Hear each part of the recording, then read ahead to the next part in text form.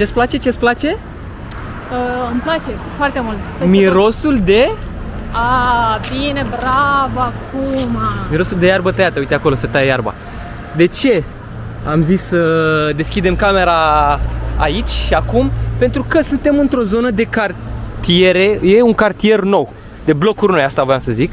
Uite, să și vede că sunt blocuri nou-nouți acum. Dar, că tot vorbeam de bula imobiliară din România, că așa am închis ultimul clip, cât de faine sunt aceste cartiere. Uite cât spațiu, uite cât spațiu între clădiri. Uite ce infrastructură, uite ce trotuare imense, uite spațiu verde, uite pistă de biciclete, uite acolo pubele de gunoi pentru reciclare selectivă, uite pentru colectare și reciclare, uite acolo cum se taie iarba în parculețul ăla frumos în inima cartierului, cu copăceia, cu tot ce se întâmplă în jur, uite și tu, acolo se mai face un bloc, ăsta se vede că e nou făcut, acum e dat în funcțiune. Ăsta este un cartier, așa trebuie să arate un cartier unde poți să locuiești. În spate, lângă noi, este un Lidl, ai și market, supermarket. Sunt mai multe. Ai cam tot ce vrei. Ia uite infrastructura aici, uite infrastructură. Uite autobuzul electric. Uite spații largi, uite ce. Dar spații largi pentru pietoni, nu pentru mașini, atenție. Parcări mai puțin, mai subțire. Mai subțire cu parcările.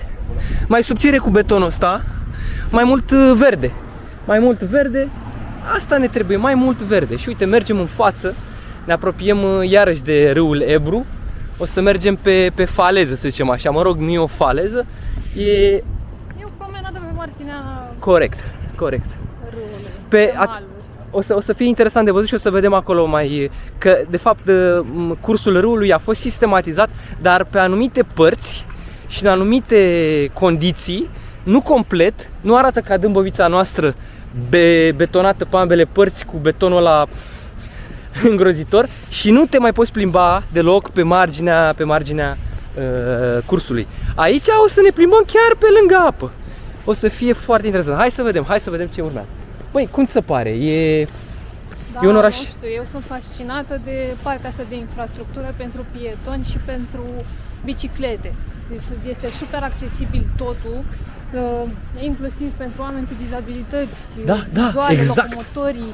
Adică, exact. Nu știu, mi se pare absolut super. Părinții cu copii, nu se țâșnitoare pentru animale. Pe trotuare, să nu știu ce, pentru că efectiv peste tot sunt coborârile astea la nivelul străzii, chiar multe străzi nici măcar n-au borduri, pe zona asta văd că sunt. Ia uite. Dar în majoritatea locurilor din zona centrală sunt la același nivel cu strada. Exact.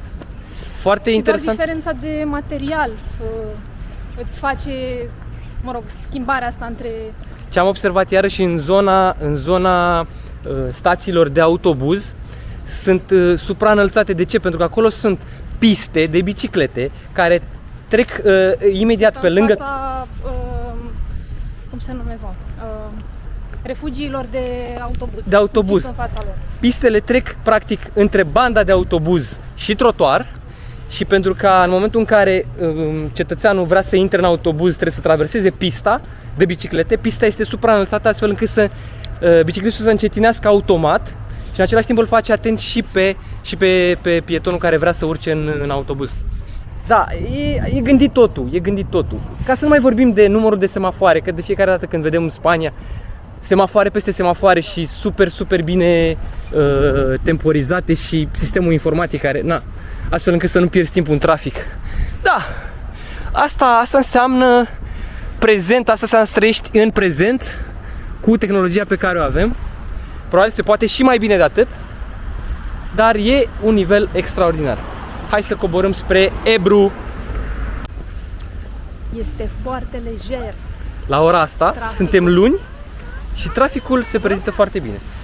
E cartier rezidențial, probabil de aia oamenii pleacă către muncă, și urmează să întoarcă după amiaza. Lejer, o să mergem spre centru să vedem cum se prezintă traficul. Uite, deja ieșim din cartier de acolo, coborâm, ăsta e cartierul, și coborâm, după cum spuneam, spre malul râului și uite cum este el gândit, sistematizat. Avem scara asta, mă rog, panta asta pentru oameni cu dizabilități și pentru noi. Și uite cum este gândit, uite, e lăsat natural pe partea asta. Ai acolo o potecă chiar pe marginea apei. Ai și pe aici un trotuar mai mare, mă rog, trotuar impropriu spus că nu e betonat. Copăcei, ești practic în pădurice, mergi pe lângă pădurice către casa bunicii. Și uite și încolo. Cum se cheamă asta? Se cheamă comuniune om-natură. Cum se cheamă? Cum se cheamă? Cum se cheamă? Asta era, se dădea la BAC. Comuniunea om-natură. Una dintre temele principale. Și ce regăsim la oamenii ăștia aici? Comuniune între om și natură. Uite râu acolo, uite pe partea aia nu e sistematizat. Sunt porțiuni unde este sistematizat și o să vedem niște betoane, niște zone cu pereți de beton pe marginea apei. Copacii ăștia, uite, se vede când... Probabil, nu știu, aici, probabil pe zona asta nu știu dacă se umflă sau chiar nu știu. Sau dacă se umflă, în orice caz, poate ajunge undeva în zona aia. Și habar n-am exact cum e, care e studiul din spate de aici. Oamenii aleargă, iar noi ne plimbăm și ne continuăm periplul. Rămâneți cu noi! Am ajuns și într-un punct de mirador unde putem să vedem mai bine fauna și flora din zonă. Uite rătuștele astea, sunt rățoi ăștia de fapt, că sunt colorați. Iar cea de spate e rața. Uite, nu le e frică, uite, nu le e frică. Acolo avem podul ăla cu pietonalul pe mijloc și cele două laturi rutiere laterale, bineînțeles. Ce-i Daffy Duck? Ce-i Daffy Duck? Și aici deja am ajuns în zona centrală. Practic aia este catedrala Seo, catedrala Seo. Mi se suflă în cască, turnul catedralei. Aici, bineînțeles, podul de piatră, care nu s-a dărâmat, n-a venit apa și nu l-a luat. Și acolo, bineînțeles, bazilica Nuestra Señora del Pilar. Mi se suflă în cască iar, bineînțeles. Rățuștele astea care stau aici să se bronzeze, dar nu e soare suficient pentru ele. Acolo în depărtare, chiar pe mijloc, vedem, cred că este un trunchi de copac sau nu știu ce este, dar sunt foarte mulți dăștia, cum se cheamă ăștia? Cormorani. Fanii Liverpool, uite acolo, sunt toți cormorani. Ce faceți, mă? V-ați grupat aici? A venit să ne atacați? Hai că plecăm, uite, asta e rățușca neagră, vezi? Rățușca neagră. Daffy Duck-ul. Hai să mergem. Cum ți se pare? Doamne, nebunesc! Nici nu le e frică, vin aproape de noi. Nu le e frică? Mergem în continuare pe marginea Ebrului. Oana a fost solicitată să facă o poză la alți turiști. Și uite ce frumos se vede, uite ce frumos. Aici se vede că e sistematizată zona asta. O să mergem pe acolo, frumos, până ajungem în partea cealaltă. Poate filmăm și de acolo. Superbă zona asta, superbă.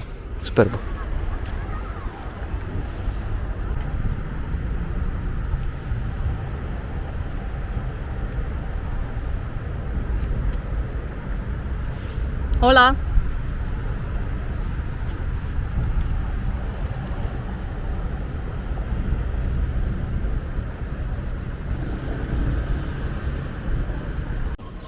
Ne aflăm în Plața El Justicia, Plața Justiției, aici unde regăsim o biserică foarte frumoasă, monumentală, Biserica Santa Isabel de Portugal, cunoscută și sub numele de Iglesia de San Caetano. Este o bijuterie arhitecturală barocă, chiar în centrul orașului Zaragoza.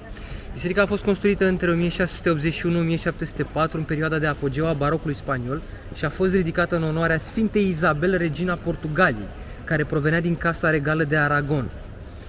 Fațada este un exemplu tipic de baroc aragonez, cu decorațiuni elaborate, are 3 părți distincte dominate de statuia Sfintei Isabel în poziție centrală.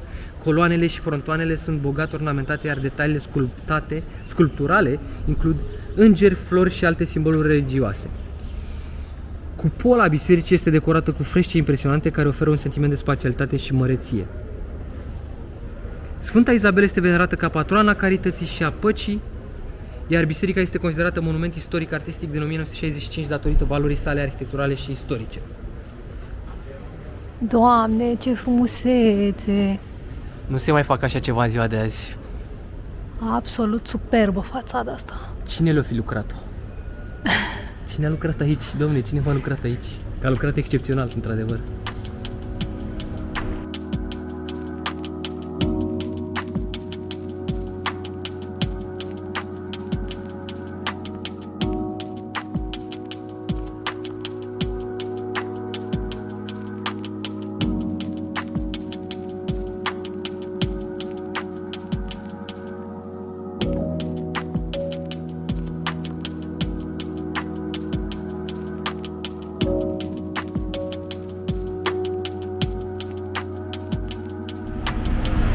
Bună seara! Bună seara, iubitul, te aștept ca șică!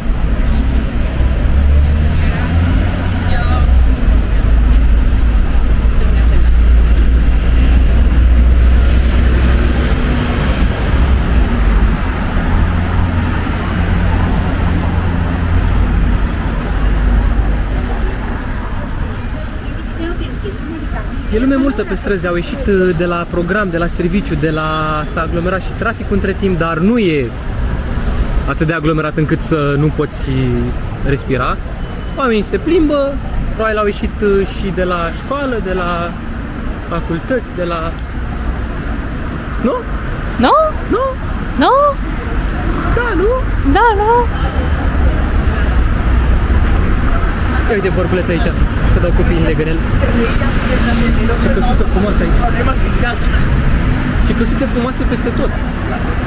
Elegante. Pe strada asta 1904 ăsta alb, blocul ăsta alb, 1904. sunt numai clădiri, una și una, foarte plăcut ochiului.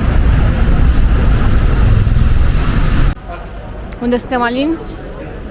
Suntem în gara centrală. Ai putea spune, după cum arată hala, dar e clar că suntem în piață.